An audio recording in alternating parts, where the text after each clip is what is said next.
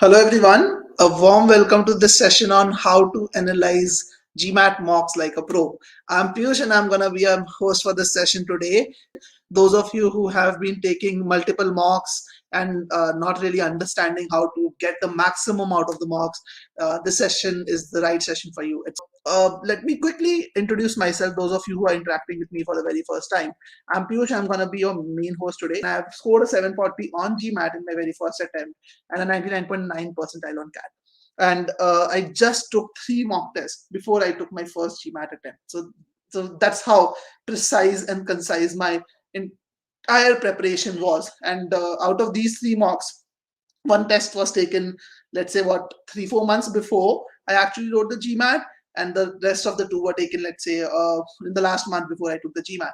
So I had a very sound mock taking strategy, which I'm going to definitely share with you guys as well today.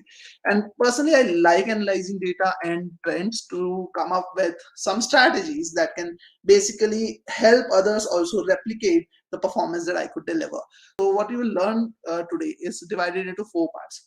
First, we will start with what mocks are not meant for. So even before I get to the analysis part, what we need to understand first is that what you should not use the mocks for.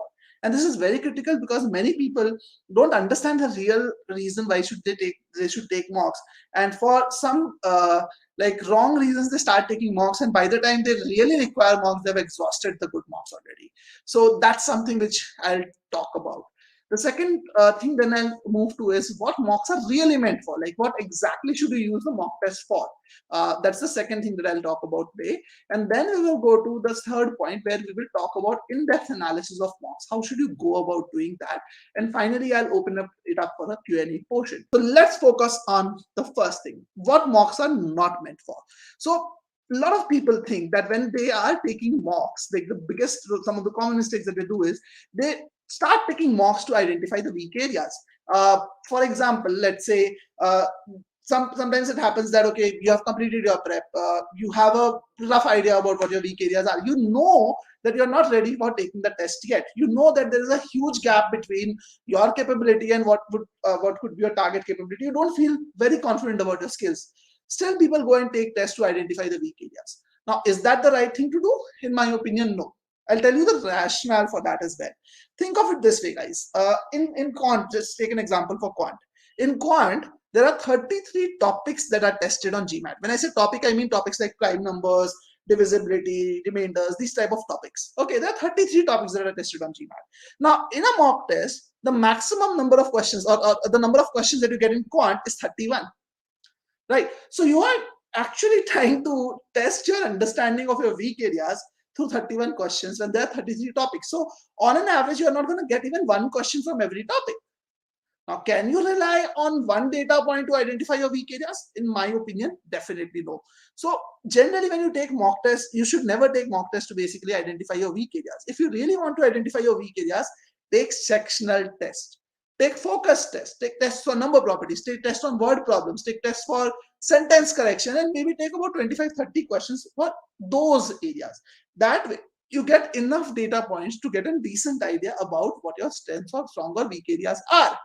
Okay, and you should maintain an error log also throughout your preparation. So for example, if you're studying, let's say preparing using the GMAT based course material that we provide, we will actually give you your analytics from day one. We will capture all the data points from day one, and we will clearly tell you that these are your weak areas. So you should maintain a similar error log for yourself so that you know what your weak areas are. So mocks are not supposed to identify your weak areas. Let me put it bluntly. Second thing, lot of people take mocks without their course completion. When I say course completion, what I mean by that is that they have not completed the entire learning curve, and even before they start taking mocks. In fact, I come across many people, and you might think that, okay, yeah, this is such a obvious thing. Why would someone take a mock test without completing the entire course or like the completed studies? But trust me, guys, on a daily basis, I speak to about 7 to 8 students at minimum, and I hear at least one of them telling me every single day that I plan to take one mock test every week or every 2 weeks. And that's a very absurd thing in my opinion, because if you are taking a mock test unprepared, if you don't even know what does a RC question test or what does a permutation combination question test, why are you wasting that mock test? The answer to me is that I just want to see how far have I progressed. that's a bad thing to do. You may get an idea about, okay, what is your current score, but then you are actually wasting a full length mock, and good quality mocks are very rare, very less in the entire industry. So you will end up exhausting those mocks unnecessarily. So it's better that you kind of identify your skills through some other routes. Again, if you're a GMAT student, we give you the projected score and everything on our platform. And if you're using other courses, again, there are some courses which will give you a projected score for based on your performance as well. So try to get an idea from that rather than using mocks for identifying current skill level. And again, a lot of people also take mocks to identify timing issues. I don't recommend that either, because again, uh, and this is something which you will actually get a better understanding of when I actually come towards the timing strategy section. So I'm going to talk about the pacing strategy in the later half of the session. So when I talk about this, you'll understand that why mocks are not supposed to be the best place to identify the timing issues. And the second the reason why I say so is because if you have timing issues, then probably taking a mock will actually lead you to wasting the mock as well, because you'll not be able to even uh, go through the entire breadth of the questions which are available. So you'll end up actually wasting those questions as well. So let's move to the next part. So I've covered what mocks are not meant for. So let's focus on what mocks are meant for then. Okay, so let's understand what are the key reasons for taking mock tests. Number one, what I recommend is that you should take a mock test. See, again, before going to number one, my recommendation always to students is that mocks should be the last stage of their prep journey. Okay, so initial phase of their prep journey is the learning phase, where you go through everything that is supposed to be understood from the GMAT, every different topic that is supposed to be taken up. So just make sure that you complete your learning phase first. And the second phase of your preparation is basically the fine tuning phase. That's where you kind of go and try to identify your weak areas and work on your timing and the other things. So if you remember the last screen, let me go back to that once again.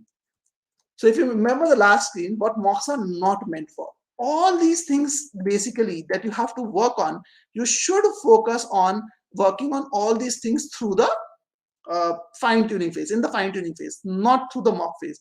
So please make sure that you work on these things first, and then only you come to the last phase of your preparation, which is the mock phase. So mock phase, always remember, is the last phase of your preparation. It is not the first phase of your preparation. That is something which is very critical, and that is something which is very clear in your mind, guys. All right, guys, so that is something you should understand very clearly.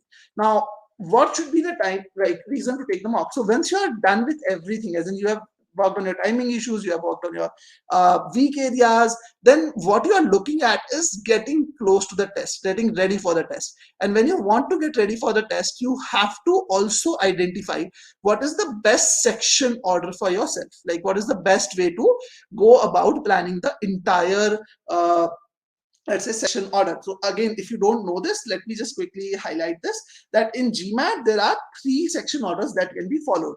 So one can start, let's say, with quant first, one can start with verbal first, or they could even start with basically like the AWA and IR portion. So these are like 3 section orders which are there.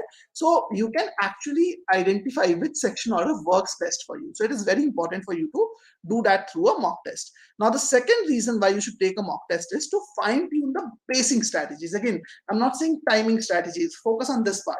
If your timing is poor, as I said earlier, you need to work on it even before coming to the mock stage. It is very critical that you work on that first. Okay, and like right now, their idea when I talk about the pacing strategy or the mock test is that you are just gonna help yourself in improving at the final level. Basically, this is where you look at how do I pace myself throughout the test, not for a specific question, but at a higher level overall, that how do I go about moving through the first quarter, moving through the second quarter, and so on. So that's basically what I mean by the pacing strategy, guys. Okay, I hope that is clear to all of you guys overall. So that is the second reason why you should be taking a mock test. The third reason why you should be taking a mock test, and this is also a very crucial reason, that is to kind of be able to manage your focus for the entire span of 3 hours when you are actually like taking the test. So this is also very important. Okay, guys. So please make sure that you are using the mock tests for this particular reason, not for anything else. So these are the reasons why you should be taking mock tests. Is there any specific order you prefer? Let me tell you that, Fahad, that is actually going to be the next slide overall. So what should be the right section order? And I'm going to talk about the pacing strategy, all these three things which I mentioned over here in depth. So what is the right section order? Now, this is something which differs from person to person. So there are two schools of thought here, basically. The first school of thought is that you start strong, as in you start with a stronger area to gain confidence and then move on to the weaker area. So when you're starting the test, you start with a strong suit of yours. The second section order is that you utilize the focus, as in you're most active initially when you start the test. So you start with your weaker section first so that you're able to kind of utilize your focus on the weaker section, and then you have energy still left to manage the stronger area. So if you personally ask me, when I was starting my preparation, I focused on this thought process for 90% of my time. So initial 90% of the mocks that I took, like, were mostly focused, or the tests that I took, even the sectional tests, were mostly focused on starting strong. I always used to focus on starting with a stronger suit. But later on in my prep, once I started tried this section order, where I started with my weaker area, it actually worked much better for me. And then I actually stayed with this always. So my recommendation is that ideally you should try one mock test minimum, or maybe if possible two mocks, with each of these basically strategies, with each of these section orders, and then see which one of the two works best for you. And then based on that, you identify the right section order for yourself and replicate the same on the GMAT. So I used to feel a little, I felt that my quant is slightly stronger than verbal. I did score a quant 50 and a verbal 41 in my first attempt, but still I felt that I'm more confident about my quant skills. So I always started with verbal first in my last few mocks, and in the actual test also I followed the same thing. So the first school of thought is best for people who require motivation in the beginning. So if you are someone who loses steam when like too soon, or you feel that okay, if you don't start off well, that gives you a lot of anxiety, or that increases your fear in mind, then it is better to actually start with a stronger suit, because then you will start doing well and you will actually get that motivation initially to kick up. And if you are someone who also takes some time to warm up, as in you cannot deliver from the get-go, as in right away, you take some time to warm up and then only you are able to do well, then probably the first section order is for you. uh, Second section is for people who focus on better utilization of energy and focus. People who might have a little bit of attention deficiency. For example, I have a little bit of attention deficiency. I cannot focus on one thing for a long time. So for me, it is important that I kind of get started with something which I'm weak at, because then I can actually give my 100% attention to it and get a good score on that. And it always also works well for people who are really strong in the strong area. So if you are someone who works really well out, like in the strong area, for example, I knew that on my worst day ever also, if I take the GMAT, I will still get a quant 50. Less than that is going to be a very difficult thing, because I felt that I'm so confident about my quant skills. So if you're really confident about your strong area, the second school of thought will actually work better for you. I hope this is clear to all of you guys. If you have any questions about this, do let me know. So Fahad, any personal preference? Again, I would recommend you try both. My personal preference is the second one, where you focus on starting with your weak area, and that helps you in utilizing the focus. And I share the rationale behind the same. So you should try a few mocks with both and see which one works best for you. Okay, guys, so we will move forward to the pacing strategy. Now, with that, let's move to the timing strategy for verbal. Now, generally, when I talk about the timing strategy for verbal, I do give a lot of focus on how the GMAT algorithm also works. But again, the focus of the session is not about the GMAT algorithm. The focus of the session is more around how to analyze the mock. So I'm going to limit myself to the mock analysis part. So in case you want to understand how GMAT algorithm works, I have taken a lot of webinars around that. I'm just going to give you the link for that. So I would definitely recommend you guys to check out this link later on, check out this webinar recording later on. If you have any questions around the timing strategy, why the timing strategy that I'm telling you right now makes a lot of sense, All of that will be clear through this webinar. But let me tell you what is the best timing strategy that I recommend for people. Generally, what people think is that, again, what I'm telling you here is the pacing strategy. How should you go about pacing yourself through the test? Now, many people follow a linear pacing strategy that, okay, let's say in verbal, you have 65 minutes for 36 questions. So what they do is they say, okay, at the end of the ninth question, I should have exhausted 16 minutes, 15 to 16 minutes maximum. And then at the end of the next 9 questions, I should have exhausted the 15 to 16 minutes. So they kind of follow a linear timing strategy, which I personally don't recommend, because if you are actually doing well on the test, and since GMAT is an adaptive test, the difficulty level of the questions are going to change if you do well. So when you start, the difficulty level will be lower, and as you move forward, the difficulty level will increase. So obviously, with a linear timing strategy, that is something which is not going to pan out well, because on a harder question, you're definitely going to take a little more time to solve it. Okay. So that says I have my GMAT tomorrow. Just here to for some good luck wishes. So all my best wishes are with you, Siddharth. I hope others also wish you all the luck in the world. And I would say calm yourself down. No need to attend this webinar. Last day, cool yourself and just be yourself tomorrow and take the test with a calm mind. If you do that, you will end up performing your best. Trust me. Okay. So what should be your timing strategy? So generally in quarter one, if everyone almost starts with same difficulty level of questions, which is about easy to medium only. Now for an easy to medium question on verbal, you should be spending on an average of a minute 40 seconds basically. So what I recommend is that in the first quarter, your average time should be 1 minute 40 seconds. And see guys, the timing strategy that the pacing strategy that I'm recommending you is something that should ideally happen naturally, because the questions are easier, so obviously you should be taking less time. It is not something that you have to force yourself to achieve.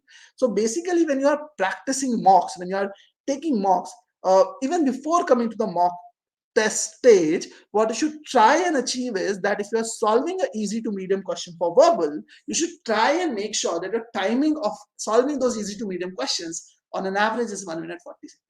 So that's what you need to do before taking the test, mock test basically. And then you should try and practice this on the mock test.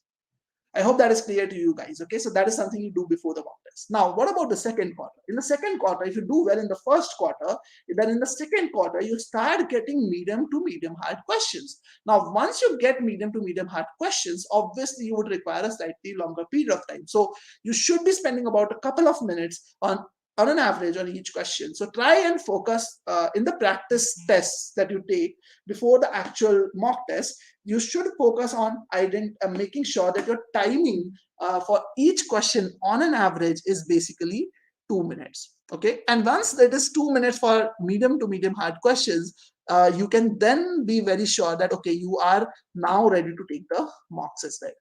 Got my point, guys? So this is how you kind of identify the timing. Okay. Now in the third quarter, if you have done well in the test, in the third quarter you will start getting hard questions. Okay. In third quarter also, in the last quarter also, you'll have hard questions. Now when you have hard questions, when you get across hard questions to that difficulty level, all of this is assuming that you're doing well on the test, obviously. So you need to spend a little more time. So on an average, I recommend about 2 minutes 20 seconds to be spent for the third quarter on an average on each question. Now, in the last quarter, you can see that I've mentioned 1 minute 20 seconds. You might think, okay, why so? Piyush, in the last quarter also, I'm going to have 1 minute, like hard questions only. So what I recommend over here is that in case basically, obviously, if you are following this timing strategy, you are going to fall a little short of time for the last quarter. And that's another big mistake which a lot of people do, that when they are falling short of time, they try to kind of save time from the quarter 3. Don't ever do that. In the last quarter, it is okay if you have less time, then it is okay to compromise in the last quarter. Don't ever compromise on the third quarter. I've covered this in the test taking strategy webinar. You can check this out later on if you want to. But in the last quarter, when I say 1 minute 20 seconds on an average is what you spend, I don't mean that you try to attempt all questions. So what you try to do is, out of, let's say, the 9 questions that are there, you just try to do 5 to 6 of them. Okay, so on these questions that you try to attempt properly, you should still spend about 2 minutes 20 seconds on an average, basically. And for the rest of the questions, just take random guesses. That's okay. Don't try to solve all the questions and get everything right. The formula should be simple. Whatever you try to do, you try to get it right. That should be your objective. Got my point, guys? So this is the timing pacing strategy for verbal. Now, what is the pacing strategy for quant? So in quant, in the 4 quarters, I recommend this pacing strategy. Again, I'm following the language of GMAT, what they classify as medium to medium hard. That is where you start your Q1. But generally, if you are good in quant, the first quarter questions are going to be much more simpler for you compared to the second, third, and fourth quarter. So on an average, this is the time, on an average time that you should spend per question when you're going through the test. All right, guys. So this is what the pacing strategy look like. Now, what should be a mock strategy? So once you have perfected this timing for individual difficulty level of questions, then you can start taking mocks. And before taking mocks, it is very important that you know this pacing strategy, which I was telling you right now. So make sure that you know this, you have understood this really well. And then you can take one mock every 3 to 4 days. This is towards the last phase of your preparation. Now, if you are a GMAT student, then we recommend that you should consult with your mentor that we provide to all our students before taking mocks, so that they can also help you in understanding overall whether you're ready to take mocks or not. But if you're not a GMAT student, then you should actually make sure that your timing is fine, your weak areas are taken care of, and then only you should start taking mock tests. And one mock every 3 to 4 days you can take. And focus on the analysis of each mock. Don't try to just take more and more mocks. Try to analyze and learn from each mock test that you take. And I'm going to help you with that part as well very quickly. In the next slide itself, we'll go towards the analysis part. And one very important thing, guys, and this is something which is very, very critical for all of you to understand. If your mock score is far away from your target score, let's say your mock score is 50 to 60 points away from your target score, do not take a mock every 3 or 4 days. Just by randomly taking mocks, it is not going to help you magically improve your score, guys. I come across a lot of students who come to me and say, okay, I've taken 15 mocks and my score is always fluctuating in the range of 600 to 650. And I ask them, what is your target score? They tell me the target score is 750. So my first question to them is, if you have never ever scored more than a 650 in any of those mocks, when you are scoring a 600 or 620 in a mock, why do you take another mock test when your target is a 750? Obviously, there are many gaps in your understanding right now that will never let you get to a 750 right away. So if you just take more and more mocks and just practice more, that doesn't improve your score. You need to decrease the frequency and improve your weak areas. You need to focus on fine tuning, not on taking tests or solving more questions. Identify the core reason why you are getting the questions wrong, and don't just say that, okay, I was making a silly mistake, or I was not careful around this time, or I did not read the questions time properly. Don't make those don't give yourself those reasons. See what is the real reason why you are getting those questions wrong. And this is very, very important, guys. Please make sure that you focus on that. Okay, guys, so let's move on to the next part then. But what are the factors to consider while analyzing mocks? So I'll talk quickly about the factors that you should consider while analyzing mocks, but let's quickly move on to the important factors that you need to consider while basically going through the mocks. So what are the various factors that you should focus on when you're analyzing a mock test? So first focus should be on basically the overall understanding of topic wise performance, that okay, what should be what are the weak topics, in which areas am I actually struggling. So it is very important that you identify those when you are going through the mock analysis. And I'm going to cover all these things in depth as well, so don't worry about that. The second thing that you should focus on is difficulty wise performance, that okay, in which type of, like, is there a pattern in the questions that you're getting wrong? Is it like you're getting the hard questions wrong and all the easy and medium questions right, or is it like your easy questions are completely right, but in the medium questions also your accuracy is fluctuating? So you have to understand that as well. You have to also identify, like, do timing analysis, look at where and why are you taking extra time. So I'll get into depth of it, like there are multiple reasons why you could take extra time. Then you should also do something called a confidence analysis, and this is again very, very important, guys. It might be something new that you might be hearing, but I'll actually explain this in depth for you. And then the last thing you should focus on is the recurring mistakes. If there is any common mistake, it could be like in any one of these 4 areas also. Identify those and try to get rid of those. Now let's focus on the first one, which is topic specific improvement. That how do you work on identifying the topic specific gaps that you might have. Okay, so let's focus on that first. So First step, like look at the list, analyze the mocks and see in which topics, and not just the only the first mock that you're taking or that particular mock that you're taking. Look at the other mock tests that you have taken in the past also, and see if there is a common topic in which you are making a lot of errors. For example, let's say it's possible, when I was taking the mocks, I always used to see that in my case geometry is a weak section. Like even before the mocks, I knew that is a weak area that I had. So you need to identify exactly in which topics you are going, like making mistakes. And again, if you're a GMAT student, it is automatically given to you as a part of our analysis, but please identify this. And for this areas, first cover the concept gaps. Just make sure that you revise the concepts to ensure that there is no gap whatsoever in your conceptual understanding. Why am I saying so? Because if you have any gaps in your conceptual understanding and you continue moving forward, there is a high likelihood that you might end up making mistakes even after practicing tons of questions, just because you don't know a certain concept. Now, once you have done that, then you should solve 5 to 10 questions. Maybe just take 5 questions, set of 5 questions twice, or maybe thrice maximum, and also focus on process of solving, because it's also possible that you're getting this question wrong because you don't know the best method of solving it. So there are two possibilities when you make topic specific errors. One is your conceptual understanding, the second is process related understanding. So make sure that you improve your process as well for this, and then move to the third step. So first two steps are to cover the gaps. The third step then will help you go to the next level. This is where you will solve 20 to 30 questions in sets of 10 to improve your confidence and also your timing. So in the first and the second step, you should not at all worry about timing.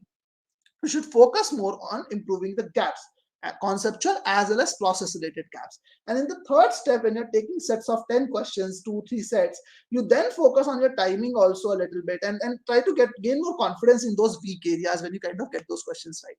So I hope this is clear to all of you guys. If you have any questions on this, do let me know. I'll be happy to take that up for you. Now, how to work on approach related improvement. Now, but let me first help you understand, how do you know the error or the gap is related to approach and not related to something else. So let me give you some data points. So if, let's say, for whatever reason your mock scores are fluctuating a lot, let's say for example, I come across a lot of people who actually tell me that, okay, in my one mock test my verbal score was 30, in another mock test my verbal score was 27, in another mock test it was 34, then it came down to 28, then it came to 31, and so on. So they never see a consistent pattern of increase or decrease, or there's a lot of fluctuation that happens. Now, whenever that such kind of fluctuation happens, you need to always understand that the main reason behind that is you are mostly confused with two choices in verbal. You're never sure about the answer choice that you're marking. And when you're not sure about the answer choice that you're marking, there is a high likelihood that probability is at play. You have two options to choose from. Either one of the two could be correct. So on some days, you're a little more lucky and you're getting more questions right. On some days, you're not as lucky and you're getting more questions wrong. So overall, your current skill level confidently cannot be said to be at a 27 or a 31 or a 34. It could go down further or it could rise up higher. The main problem that you're facing is that you're not approaching the questions in a systematic or a step-by-step fashion. The method that you're following, that needs to improve. So try to identify these gaps. Similarly, another data point that can help you understand whether there are any approach-related issues is when your accuracy in easy and medium questions is high, but your accuracy in hard questions is poor, basically. So that is another way to know if your approach-related issues exist with your prep. So please make sure that you identify the core reason. Okay, so if you are having issues with approach related improvement, then I'm telling you how to work on that. There's one more way to know if there is an approach related issue. That is when you kind of get a very poor performance in a specific module itself. For example, instead of having gaps in verb tenses in sentence correction, in general in sentence correction itself your score is low. Or for example, let's say you don't have only a few weak topics in CR. Let's say you're not just weak in assumption and strengthen and you're great in the others. It's not like that. It's rather that in CR in general you are poor. So if you're poor in general in CR, that means the approach that you follow to solve a CR question is not perfect. So you need to work on that part. So let me help you understand how to work on that. So first thing that you need to do is understand the right method, and this is the first step. Please make sure that you identify or learn a method which is more logical and not shortcut driven. A lot of people, for example, to solve SC questions, they will use the splits approach. They will just look at the option choices and the difference in the option choices. That's a shortcut driven approach. Many people for RC try to skim the passage. That's again a shortcut driven approach. In data sufficiency, a lot of people don't analyze the question stem and they just move to statement 1 and statement 2 and start solving from there. That's another shortcut driven approach. Don't try to focus on shortcuts. Learn the logical method first. That's your first step. The second step after that is that you should focus on solving 15 questions, taking one question at a time. And mind my words, this time I'm telling you, take one question at a time only. And right after solving the question, review the solution of the question, because you want to ingrain the method in your brain by reviewing the explanation. So please make sure that you review explanations of the questions right away after solving one question. So question number 1 followed by solution number 1, then question number 2 followed by solution number 2.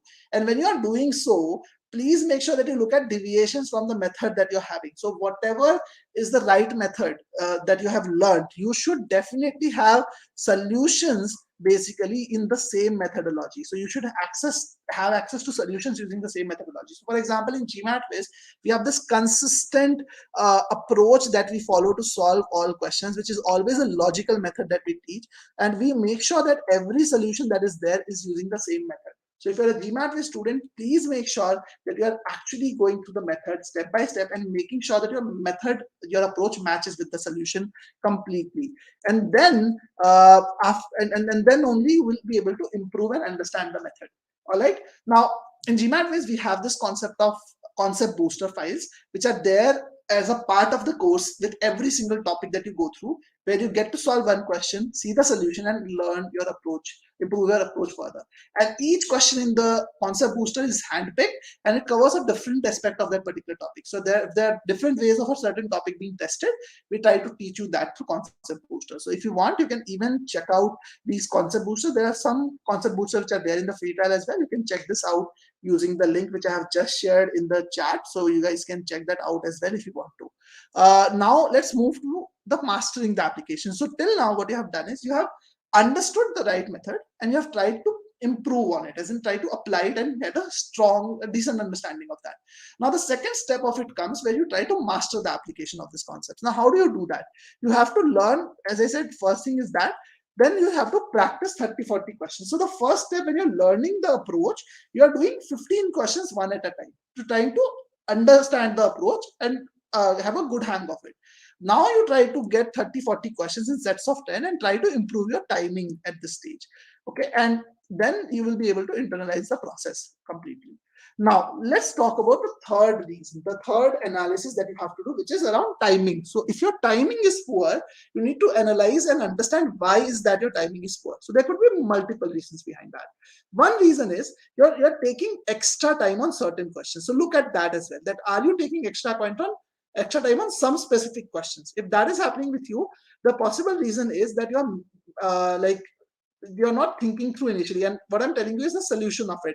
So if it is only on specific questions and it is not let's say specific to a certain topic, so throughout your mocks, it is not like on specific type of topics you're taking extra time. For example, if you're taking extra time for geometry related questions, then you have to work on geometry as a area, as a topic, basically. Understood that? Now, if it is not a consistent topic in which you are taking extra time, but generally on different topics, sometimes on probability, sometimes on, let's say, triangles, sometimes on number properties, you take extra time. So you need to understand that why that could be happening. So there are two broad reasons behind that. Number one, as I said, it could be because of the question being too complex for you to tackle, or there is something new that you have come across altogether. In that case, what I recommend is that after spending 2.5 minutes on the question, ask yourself that if you give another 30 seconds to the question, can you definitely get it right?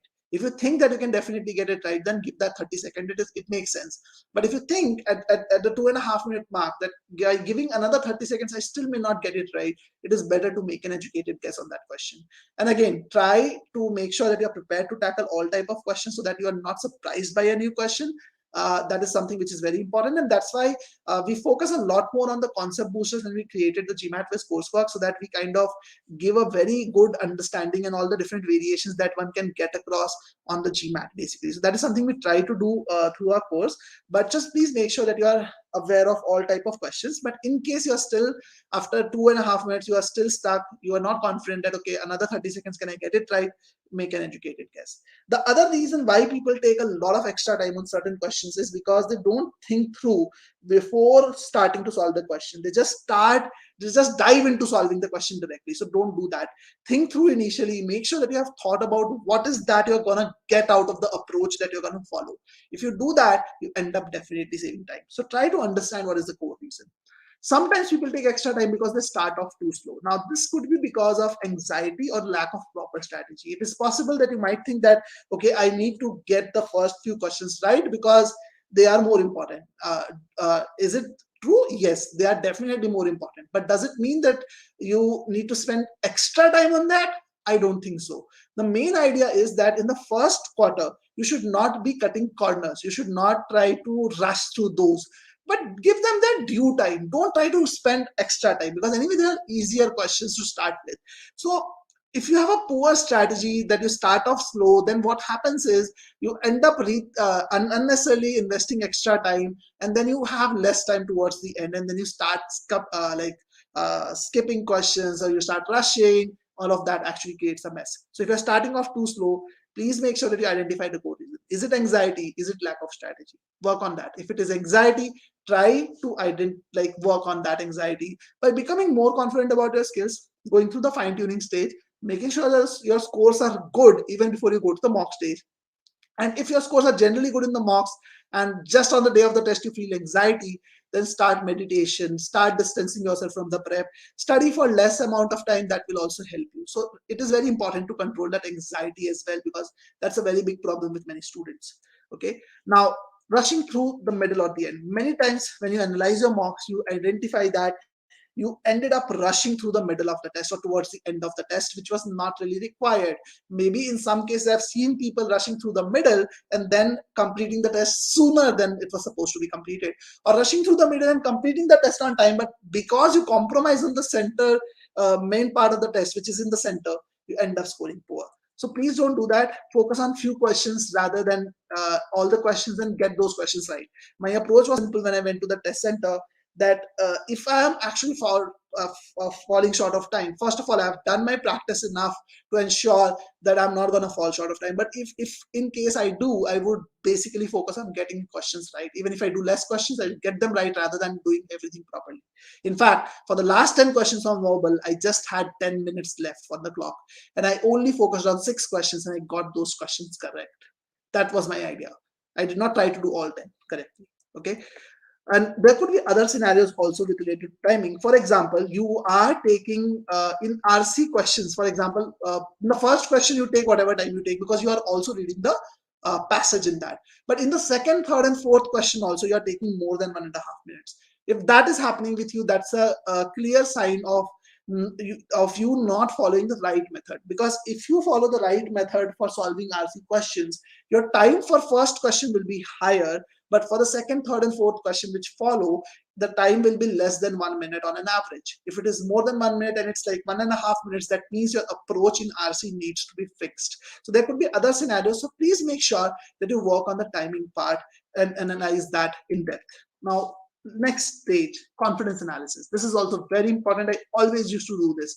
So basically, before actually checking the answers to the questions, like we talked about data analysis and all of that, but you also are solving a lot of questions in the mocks. So you need to learn from the questions that you have solved. So before looking at the right answer for the questions that I have solved, I actually used to quickly go through the questions again and mark questions in which I was confident about the answer when I was marking the answer. So obviously, in many cases, you would be 50-50 in the answer choices, that, okay, this could be right, that could be right. You're picking one of them. You could be lucky that, okay, that got was the right answer. But still, you need to make sure that you actually learn from the question. So please make sure that you mark in your notebook. If when you're solving the mock, you can do it back at that time itself, or maybe after completing the mock, you can still do this analysis, that you identify in which questions you are confident or not confident about the answer, and mark which option choice you think comes close, and if possible, why. So for example, let's say you're confused between choice A and choice B. Okay, so check, like note down in your notebook that, okay, even though I marked choice A, I was also confused with choice B, and mention that why did you feel that was confusing. Okay, please make sure that you note this down, and then when you're reviewing the solution, do detailed analysis of these questions specifically. Look at the entire solution and compare your line of reasoning. Don't just read the explanation of that choice, that okay, go and look at, okay, what is right with A and what is wrong with B. Don't just do that much. Focus on the next stage also. Try to see the line of reasoning which is presented in the solution. See how is that you understood the question stem, what are the inferences that you drew, and what was the complete line of reasoning, does it match with the solution. Because when you do that, you try to identify why did you miss that particular error. Getting my point? So this will help you in learning common tasks which are set on GMAT, and that will help you to eventually score higher. And review all questions for the correct answer choices too. Investigate if there's a better method to solve the question. Don't just review the incorrect choices, guys. Please make sure that you review the answer choices which you get correct, and check the method and try to improve it further. And when you are looking at incorrect answer analysis, identify why you got the question wrong, not just what went wrong. The why part is important, and focus on practicing similar questions before the next test to improve on those specific areas as well. Okay, guys, so this is something which will help you significantly in improving your confidence level, and that will go a long way in improving your score. Now, this is a very high level advice that I've tried to give, which is like should help all those people who are basically over here. But in case you're actually still struggling with your GMAT after taking a lot of mock tests, we can still help you through our personalized advice and help you improve through the GMAT Quiz course offering that we have. So if you want, you can schedule a one-on-one discussion with our GMAT Quiz team to understand how can you improve your GMAT score working with us. So we will definitely love to consider the factors that you can see on your screen, which include the resources that you have utilized, the strengths and weaknesses and other things. So in case you want to discuss with us, you can use this link to schedule a call with our team, and we'll be happy to guide you on that. So that was all from my side for this session. If you have any questions, guys, you can let me know now. I tried my best to help you understand the different aspects with regards to how to analyze mocks, when to take mocks, when not to take mocks, and what is the right pacing strategy. So mocks. Okay, I have a question from Subhadeep. He says, how often we can take the sectional mock? Should we take the sectional mock? So again, Subhadeep, it depends. If you have actually done everything properly, you are in the right zone, you have understood your weak areas and improved on that, then maybe one test every day or every other day you can take, basically. If you have not in that right zone, then obviously you have to first work on your weak areas. Which mocks are the best after the official mocks? So Priyanka, you can look at GMAT Quiz mocks. They are very much at par with the official mocks, slightly more difficult, but still at a very close level, I would say. You can also look at Manhattan mocks. They tend to be slightly more difficult for quant, and the question stems tend to be a bit more complicated for verbal, but still, these mocks of Manhattan are also pretty good. Great, guys. So all the best, and it was nice interacting with you. And thank you so much, Harry. Good to see a comment from your side also. So it reminded me of the discussion that we had. All the best, guys, and please make sure that you inculcate all the things that I talked about in this webinar today.